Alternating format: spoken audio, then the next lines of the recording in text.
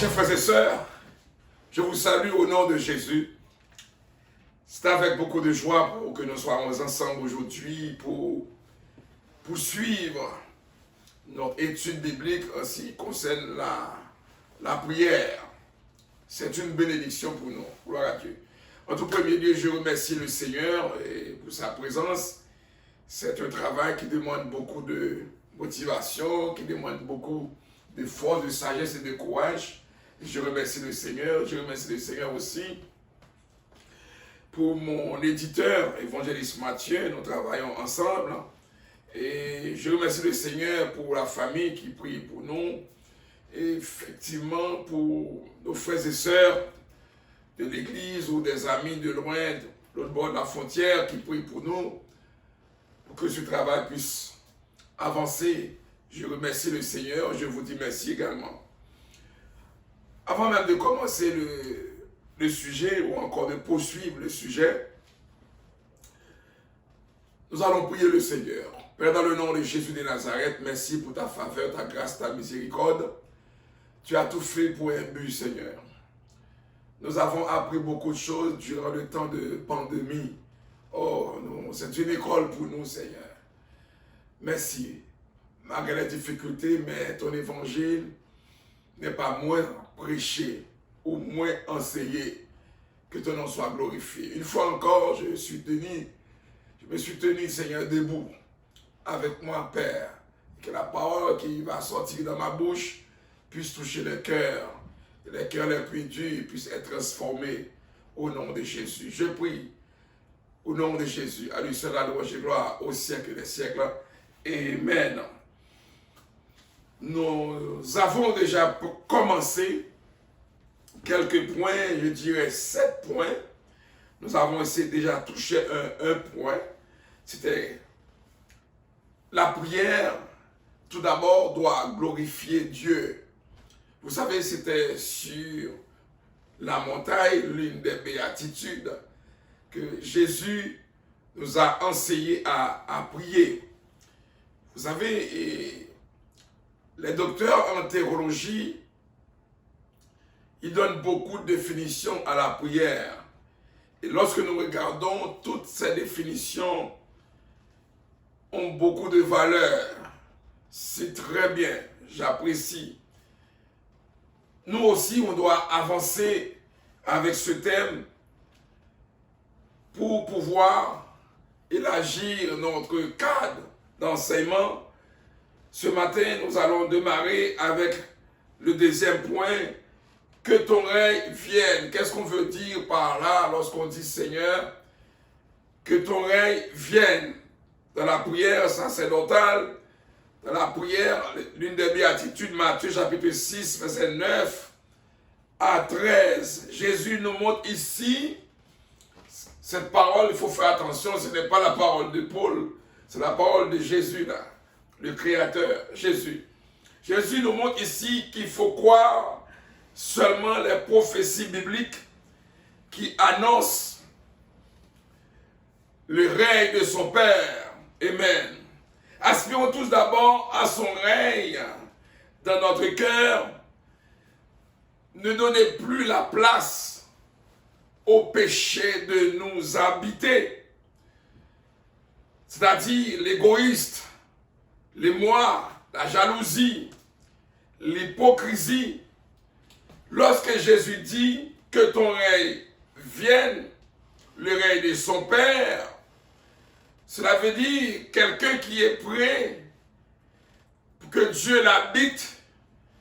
Dans ce cœur, il n'y a pas type de péché, la jalousie, l'hypocrisie, comme on peut dire, etc. Vous connaissez les péchés comme moi.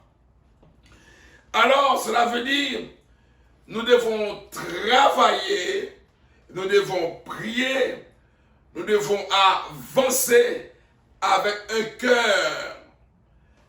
un cœur joyeux, avec un cœur déterminé. Celui qui prie, à savoir dans sa tête que le règne de Dieu doit rentrer dans sa vie, ça veut dire que c'est Dieu qui contrôle toute la vie de la personne. Chers frères et sœurs, des fois on ne prend pas le temps pour regarder la parole. On est tellement habitué à chanter les versets. Quand j'étais plus jeune, je chantais les versets. La majorité des versets que je connais dans ma tête aujourd'hui, ce sont des versets que j'ai appris lorsque j'étais petit dans la classe. C'était très bien.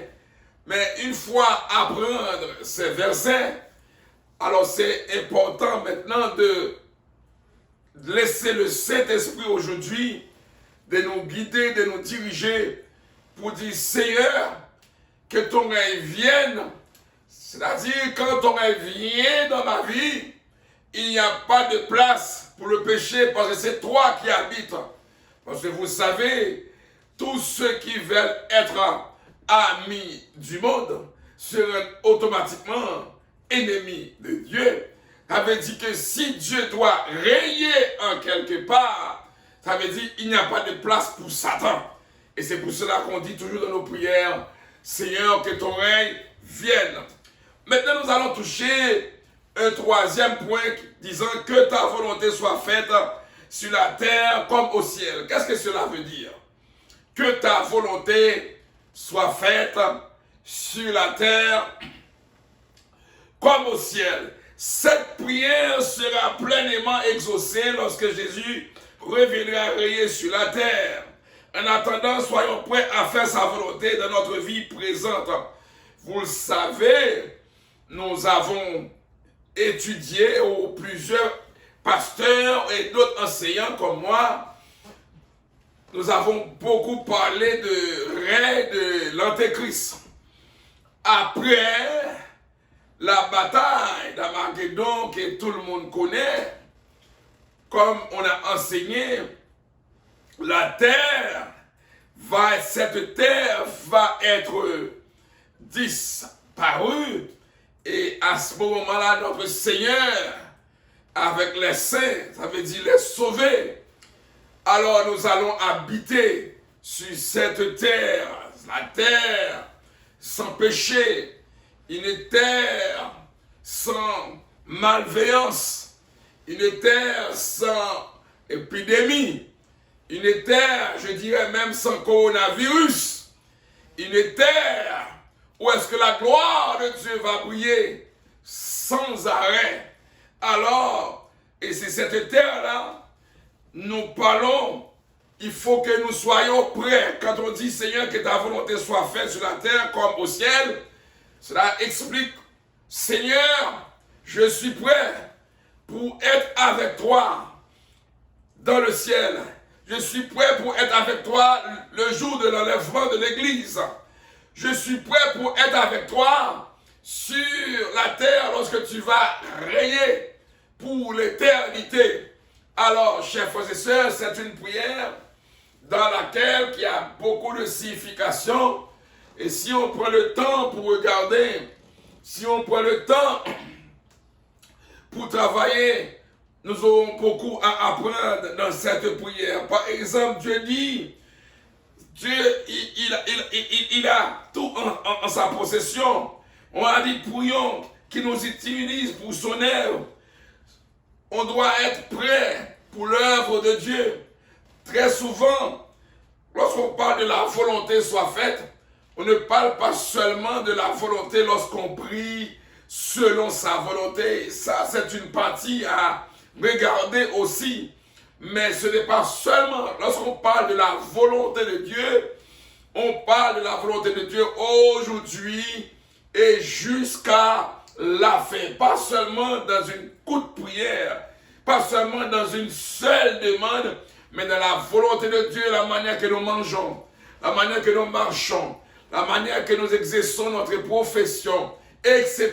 La manière que nous adorons le Seigneur, tout doit se faire dans la volonté du Seigneur. Que Dieu vous bénisse. Parce que le règne du Seigneur va bientôt arriver. Ce que nous voyons aujourd'hui, ce que nous comprenons aujourd'hui, frères et sœurs, c'est comme si on voit, il y a beaucoup de questions sans réponse. Mais je profite de l'occasion pour dire à un frère, à une sœur, à un ami ou une amie qui nous écoute aujourd'hui pour vous dire, même si vous voyez qu'il y a beaucoup de choses qui arrivent, ne soyez pas inquiets. Et je vais vous dire pourquoi. Là où je suis, je n'ai pas à m'inquiéter parce que, vous le savez déjà, si vous voyez la pandémie tue quelqu'un, coronavirus tue quelqu'un, ne soyez pas inquiets pour toi-même ou pour vous-même. Pourquoi je le dis? Parce que la Bible déjà nous dit, même si nous buvons un breuvage mortel, ce breuvage ne nous fera aucun mal. Il n'y a pas un pied chevet de notre tête qui va être arraché sans la signature ou plutôt sans l'autorisation de notre Seigneur. Alors, c'est bon, on entend beaucoup la télévision, on entend des nouvelles, les médias sont bombardés de nouvelles qui nous inquiètent, c'est normal. Mais moi, je viens pour vous dire aujourd'hui une autre histoire. Ne vous inquiétez de rien car notre Seigneur, il a encore le contrôle. Pourquoi je dis il a encore le contrôle?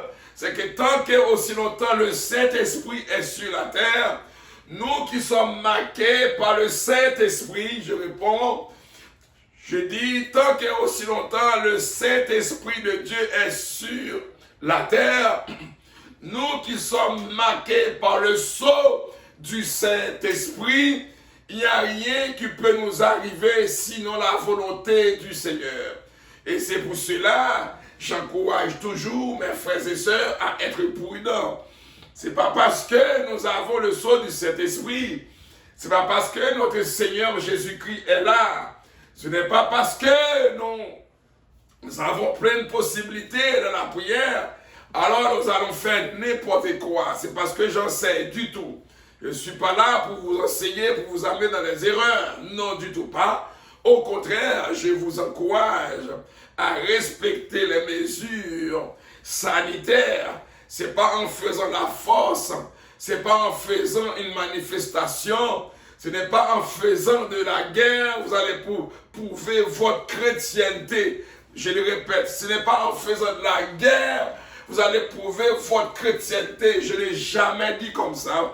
Mais par contre, vous respectez les consignes. Mais moi, je vous dis, moi, je vous assure, selon ce que je comprends, il n'y a personne qui va mourir avant sa journée de mort. Vous allez mourir, vous savez, tout le monde sait, il y a un jour pour naître, dit Salomon, il y a un jour pour mourir. Je reprends.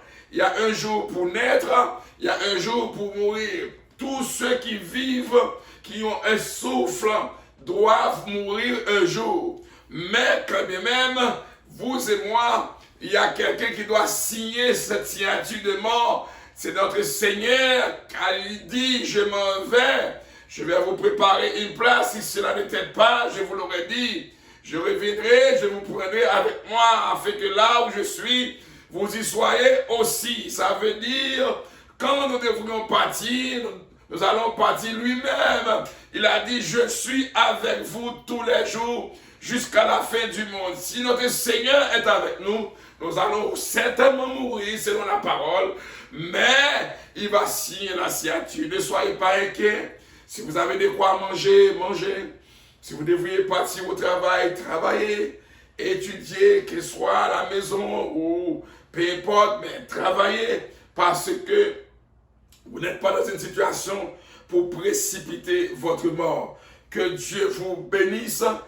On prie avec la foi. On regarde, on pense au règne de Dieu qui doit venir un jour sur la terre. Nous serons parmi les saints, etc. Alors c'est très important pour nous de ne pas regarder l'égoïste, de ne pas vivre dans le péché. Je ne dis pas vous allez être saint maintenant, là, comme on dit, vous allez être sans péché, mais vous allez vous battre matin, midi et soir pour refuser de vivre dans le péché. La tentation, vous allez la voir. Les épreuves, vous allez la voir.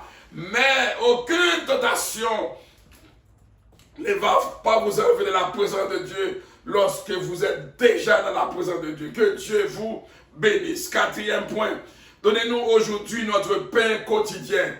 Donnez-nous aujourd'hui notre pain quotidien. C'est un exemple de demande à Dieu de pouvoir à tous nos besoins. Un pain quotidien n'est pas nécessairement tu manges un pain mais tu n'as pas d'eau. Tu manges un pain alors tu n'as pas de jus. Tu manges un pain, tu n'as pas de café. Il faut faire attention pour ne pas borner l'œuvre du Saint-Esprit dans votre vie. Alors, c'est une forme de prière pour dire, Seigneur, tu es capable de pouvoir à tous nos besoins. Parce que c'est un exemple de demande de Dieu de pouvoir à tous nos besoins. Pas seulement aux besoins de nourriture. Parce que l'homme n'a pas seulement besoin de la nourriture pour vivre. Vous avez besoin de la santé aussi. Vous avez besoin de pouvoir être en forme. Aujourd'hui, c'est sûr, peut-être vous pouvez regarder, vous dites, ah, le pasteur n'est pas en forme aujourd'hui. Le pasteur est un peu fatigué, ça arrive, nous sommes humains. Et la fatigue fait partie de notre vie, surtout lorsqu'on travaille beaucoup en arrière des écrans. Et cela prend beaucoup. Mais je dois vous dire, je vous regardez par exemple, même mes lunettes, je ne portais pas souvent mes lunettes.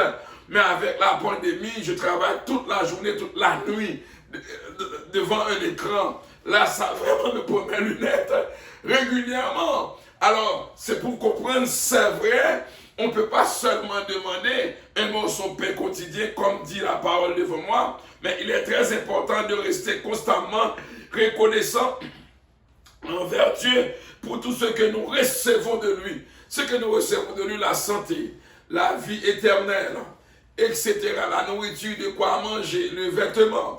Par exemple, Paul même a dit dans sa parole, désolé, si j'ai la nourriture et le vêtement, cela me suffit.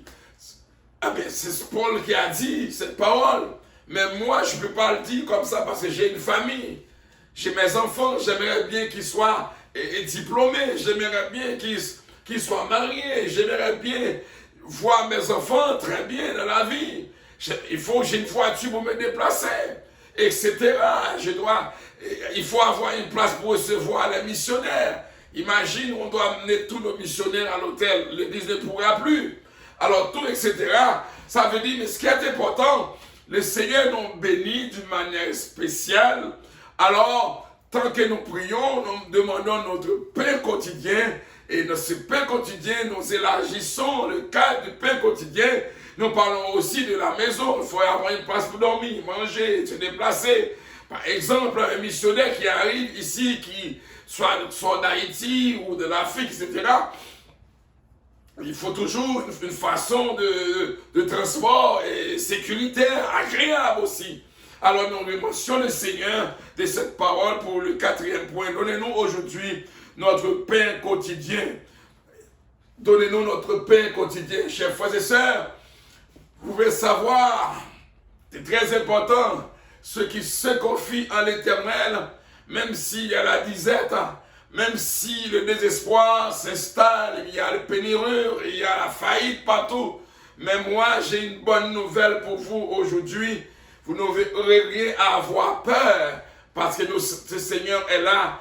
Nous lui demandons notre pain quotidien avec un cadre élargi, et lui-même, il prendra soin de nous.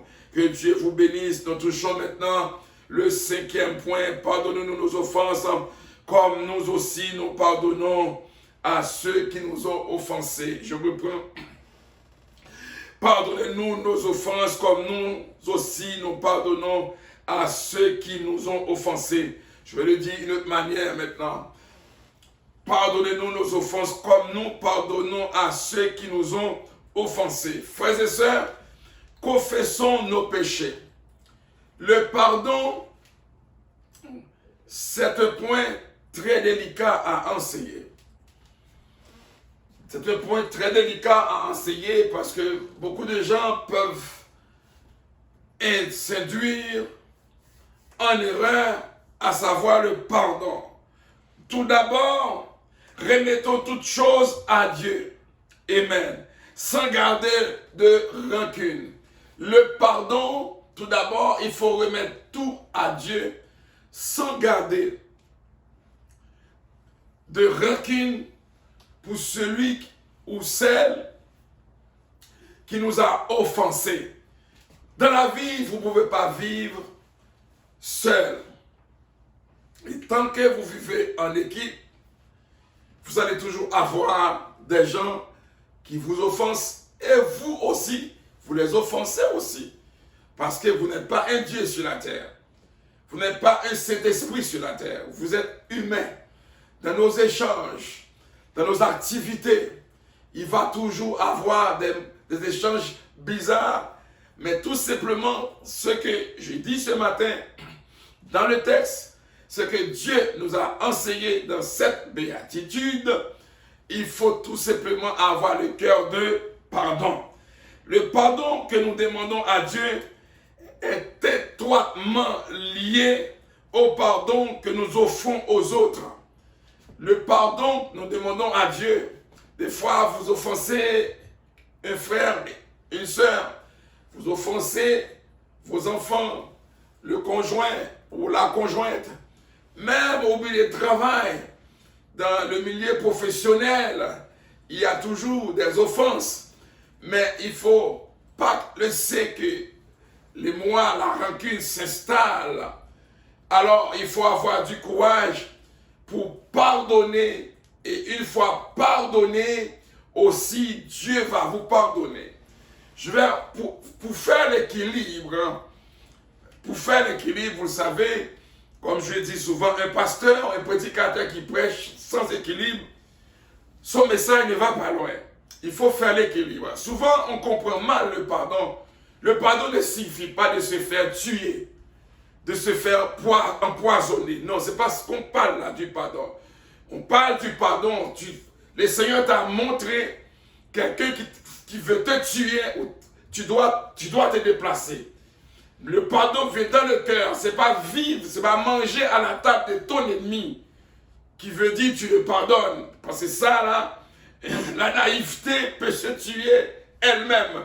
Quelqu'un qui est naïf, c'est un poison pour lui-même.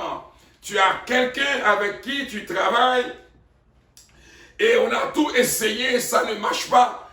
Mais peut-être avant c'était bon, mais maintenant ce n'est plus bon maintenant. Il faut être capable de dire maintenant on met la fin aujourd'hui.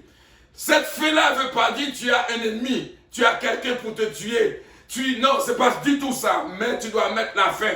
C'est pas parce que les gens qui ne comprennent pas la parole souvent, ils pensent de se faire tuer, c'est de se faire écraser pour montrer que tu pardonnes. Ça, c'est pas du pardon, ça c'est la naïveté. Alors, le pardon, c'est de ne pas avoir rancune.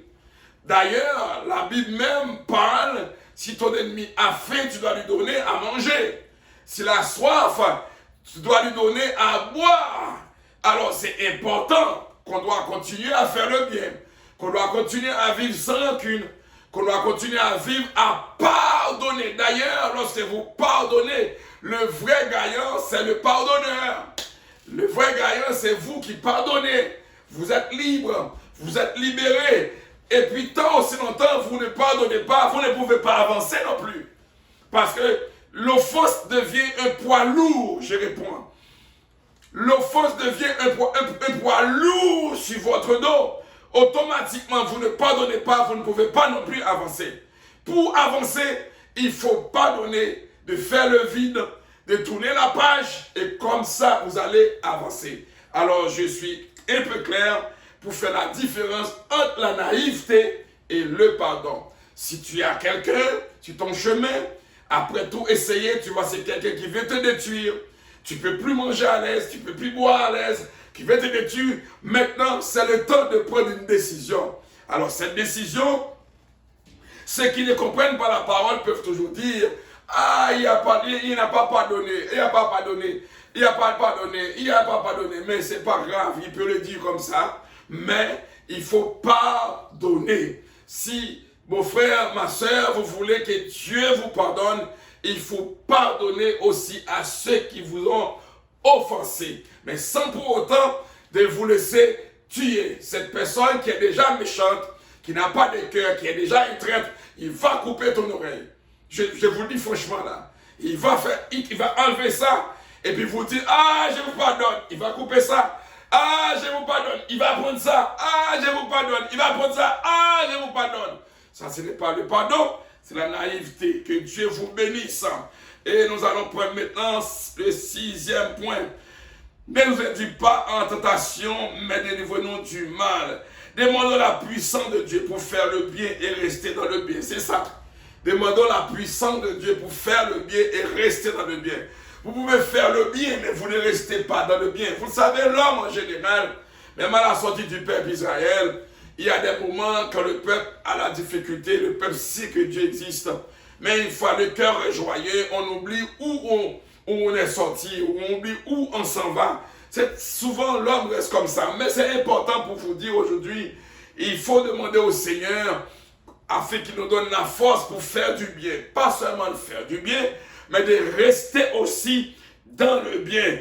Ainsi, nous sommes vainqueurs du mal sans pour autant nous brancher nos pensées sur lui. Par exemple, il y a des gens, l'ennemi, laissez-moi dire bien là, des fois Satan utilise des gens à avoir juste la pensée de faire le mal.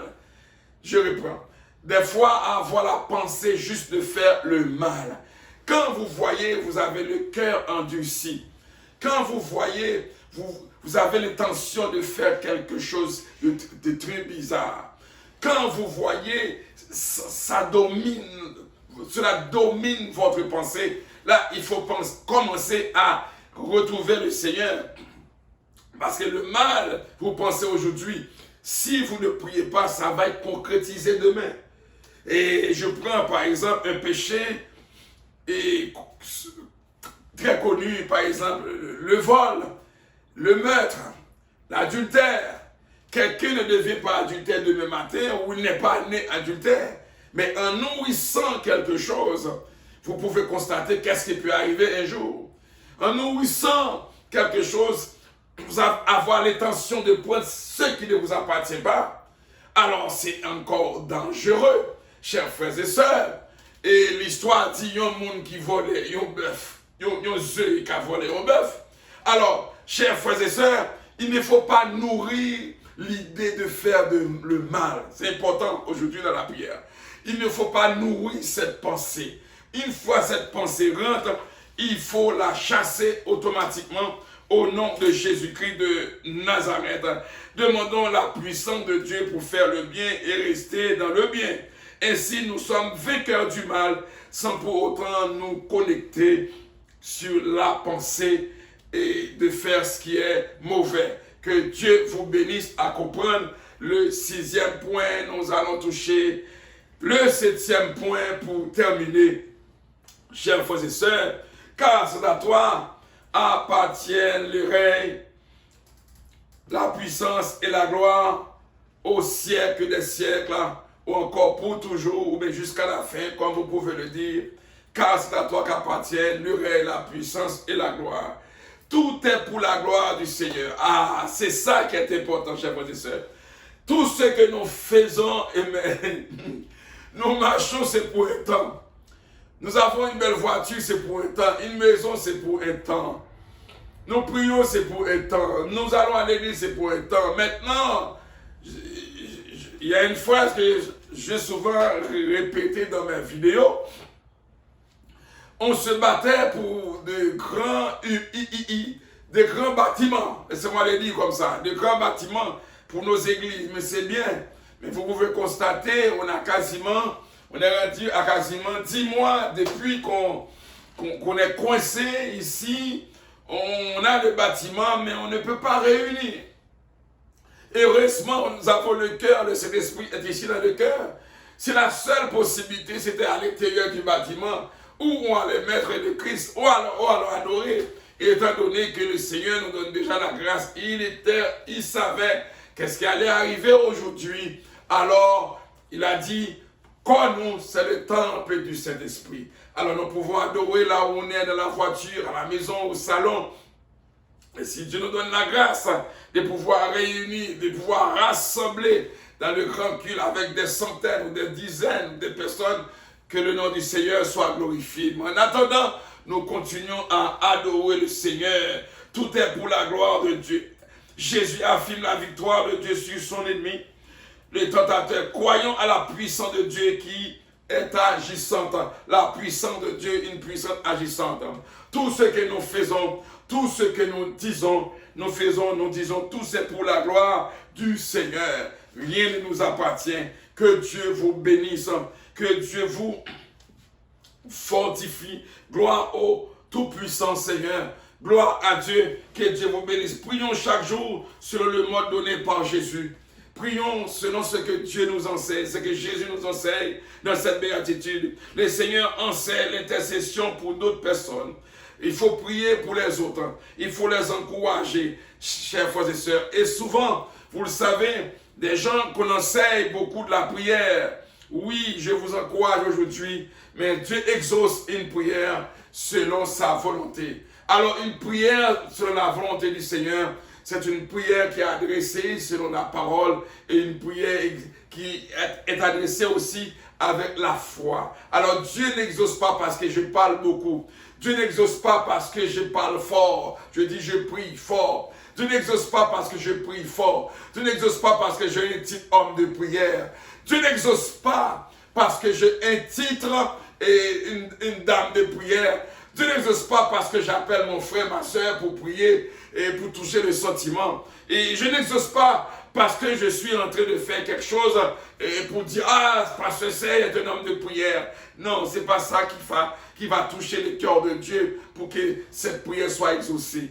Dieu va exaucer la prière selon une prière adressée selon sa volonté qui respecte les normes que je viens de citer, une prière avec foi. Et Dieu exauce pas seulement la prière, mais il exauce la foi qu'on met en arrière de cette prière. Que Dieu vous bénisse, que Dieu vous protège, qu'il vous accompagne. Et j'espère que ce temps qu'on a enseigné, peut-être vous êtes connu, vous avez appris la prière, cette prière depuis tout petit, mais ça peut-être fait 10 ans, 20 ans, 30 ans, 40 ans, 40 ans. Vous acceptez le Seigneur, mais aujourd'hui, c'est le temps pour qu'on puisse toucher ça. Que Dieu vous bénisse et nous aurons à toucher, et si le Seigneur le permet, la semaine prochaine, où on doit prier. Y a-t-il un endroit spécial pour la prière? C'est ce qu'on va toucher. Que Dieu vous bénisse abondamment et partagez ce message, partager ces paroles, c'est une bénédiction et c'est une forme d'évangélisation pour vous. Moi, je ne fais que parler, mais vous allez partager. Prions le Seigneur. Père, dans le nom de Jésus de Nazareth, je vous remercie. Merci pour ta présence. Merci pour chacun de nous. Merci pour notre évangéliste. Merci, Père. Tu as permis, Seigneur, que ce temps favorable pour parler en ton nom. Permets que chaque personne qui va écouter cette parole, qu'elle soit une bénédiction, Père. Je prie au nom de Jésus, à lui la louange et la gloire, au siècle des siècles. Amen.